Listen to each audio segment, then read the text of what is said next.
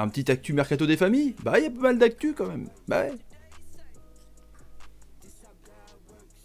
Salut à tous, footeuses et footeux de ma famille, c'est Thomas. Actu mercato aujourd'hui avec M'Banyang. Message énigmatique, on va lire ça. Peut-être pas pour l'OM, une autre destination plus exotique. J'aime pas ce terme, mais bon, c'est comme ça. Avec aussi les frères Hernandez pistés par Paris. Alors on va voir des sources étrangères, italiennes et aussi un journaliste allemand bien renseigné apparemment. C'est du sérieux, on va décrypter ça aussi. Et le prix de Camara, Tchaitatchar, Bounassar et Sanson est connu et franchement ça rassure un petit peu. La vidéo est sponsorisée par OneFootball, première application mondiale de football, gratuite et téléchargeable sur iOS et Android. Le lien les amis est dans la description, n'hésitez pas de passer par là, c'est là que globalement j'ai toutes mes infos, parce que les notices sont bien faites par rapport à chaque club, donc c'est cool. Les amis, n'hésitez pas non plus à bombarder la barre des likes sous la vidéo si vous aimez ce genre de contenu. On est parti avec donc le premier message. M'Banyang, on avait fait une vidéo là-haut sur la destination possible. Alors globalement il veut plus rester à Rennes. Rennes l'a aidé à grandir, l'a aidé à renouer avec le football de haut niveau et il était à Marseille, il était proche de certains joueurs, son épouse était à Marseille, sa famille était à Marseille, apparemment il y a eu une séparation qui ferait que maintenant il est sur ses comptes Instagram seul, libéré, donc je sais pas, c'est assez étrange, tout est dit, il y a du grand n'importe quoi, donc on va lire l'article de OneFootball les amis, sur sa destination. Le message codé d'M'Banyang, et on sait que les footballeurs sont très présent sur Instagram, sur Snap, sur pas mal de médias un petit peu underground, même si c'est pas trop underground, et du coup, ils s'expriment pour parler de leur avenir, pour parler un petit peu de ce qui va pas, et là, on lit ça. Ne culpabilise pas de mettre tes rêves et tes objectifs en priorité, de devoir sacrifier certaines relations ou certaines choses de la vie. Ne culpabilise pas parce que tu écoutes ton instinct. Alors ça veut dire quoi? Est-ce que c'est personnel par rapport à sa vie privée? Est-ce que c'est par rapport justement à Marseille ou ça pisse justement au Qatar, par l'émir du Qatar, le propriétaire du PSG? C'est juste incroyable. On va dire ça en dessous. Du coup, le tweet de Bilal Ghazi, initialement très attiré par l'OM. On sait que l'OM globalement doit trouver 60 millions d'euros pour pouvoir recruter. Hein. Donc ce que avait dit Dominique Armand de Canal+, c'est un petit peu chelou. Nyang s'interroge très fortement sur la marge de manœuvre dont pourraient disposer les dirigeants phocéens pour le recruter, et il est loin d'être fermé à cette opportunité plus concrète qui s'offre à lui au Qatar. On est d'accord? Apparemment, il y a même des discussions qui ont été entamées avec les agents d'M'Banyang. Les pincettes, les amis, les pincettes, un mercatox de ouf, évidemment.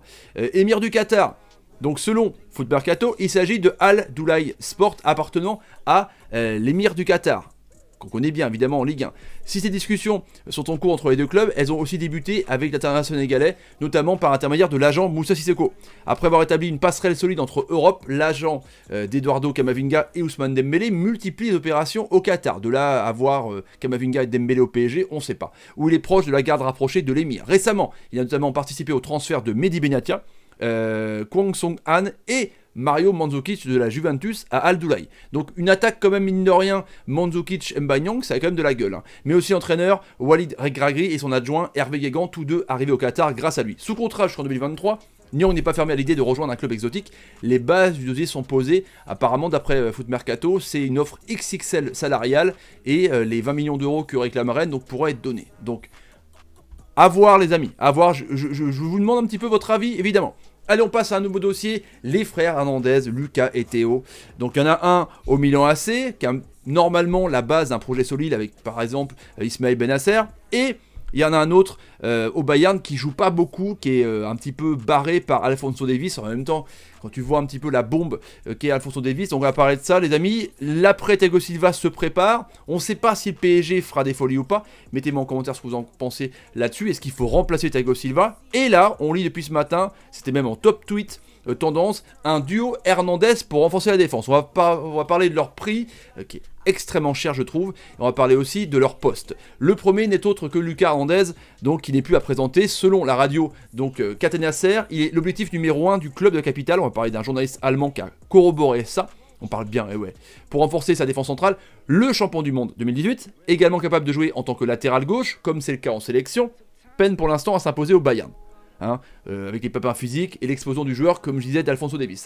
Il totalise 16 apparitions en Bundesliga pour 9 titularisations. C'est quand même peu sur 34 journées. Les Bavarois ne seraient pas contre une vente, à condition de récupérer une somme de l'Atlético Madrid qu'ils avaient acheté 80 millions d'euros. On est d'accord, 80 millions d'euros, c'est ultra cher. Apparemment, on parle plutôt d'une cinquantaine de millions d'euros.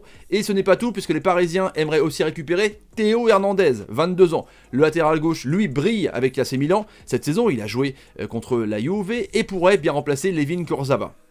Là-dessus, quand même, tu prends un gap de ouf. Hein. Pour la radio, cette opération serait même plus que probable que celle menant à son frère Lucas. L'ancien Atlético Madrid et du Real Madrid serait estimé à 50 millions par l'écurie lombarde. Donc, ouais, on est d'accord que c'est Théo qui était à l'Atlético Madrid. Affaire à suivre, donc. On est d'accord. Et, regardez ce qui était dit justement par rapport à Théo, on va voir son prix. Et il est né à Marseille. Enfin, ils sont nés à Marseille. En 2017, il y avait eu un sondage justement.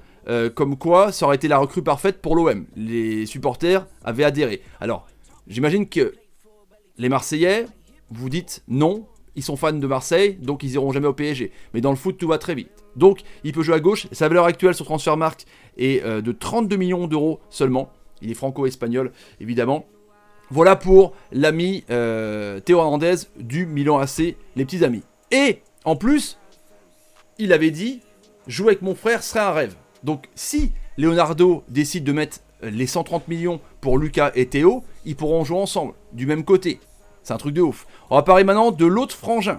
Hein, on a parlé assez. Lucas Hernandez est la priorité du PSG pour remplacer Thiago Silva. Voilà ce qu'annonce hier soir donc la Cadena Ser. Une information surprenante à première vue puisque le défenseur central brésilien est droitier, tandis que le français est gaucher. Donc signer Lucas Hernandez enverrait aussi un drôle de message à Kipembe et Abdou Diallo, les deux centraux du PSG. On est d'accord. Et on va voir une confirmation justement, donc d'un entraîneur déjà du Bayern qui parle de ça, et aussi d'un journaliste allemand très bien renseigné. Voilà, on est sur Lucas Hernandez, les amis. Journaliste allemand Christian Falk, travaillant pour Sport Bild et Bild, est proche du Bayern et a une solide réputation concernant le club munichois. Selon lui, l'intérêt du PSG pour le champion du monde français est bien réel. Il n'en a pas dit plus à ce stade, mais la piste est donc à prendre au sérieux. Lucas Hernandez a connu une grave blessure à son arrivée à Munich et n'a pas réussi à s'imposer depuis en Bavière. Hansi Flick lui préférant David Alaba dans l'axe et Alphonso Davies à gauche. Il peut jouer latéral et à gauche. C'est bien, franchement, mais même les deux, hein. C'est ça qui est intéressant. Là, Hans Flick a dit justement, l'entraîneur, je n'ai pas lu les gros titres, il est sous contrat avec nous, Lucas n'a pas eu des moments faciles, il a été écarté à cause d'une blessure, chaque joueur a besoin de ce rythme, il ne pourrait pas l'avoir, Lucas est un professionnel absolu, j'aime son engagement et il donne tout, il obtient toute l'attention dont un joueur a besoin avec nous, vous voulez un joueur comme ça quand vous êtes entraîneur, a-t-il confié? Donc évidemment là c'est un petit peu de dragouille pour garder Lucas Hernandez, on est d'accord. Je pense que c'est ça, hein.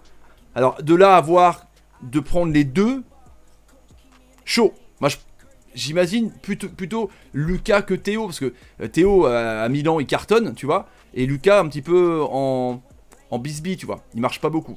Le prix des deux, 80 millions d'euros, plus 50, ça fait 130 millions d'euros. Ça fait cher, hein, sachant qu'il y en a un quand même, la valeur est de 32 actuellement, et l'autre de 50, donc ça fait 80 millions d'euros. 130 millions d'euros, je vois mal quand même le PSG mettre ça, même s'il y en a plein qui s'enflamment en disant, s'ils signent à Paris, ils se font floquer derrière Hernandez, c'est clair.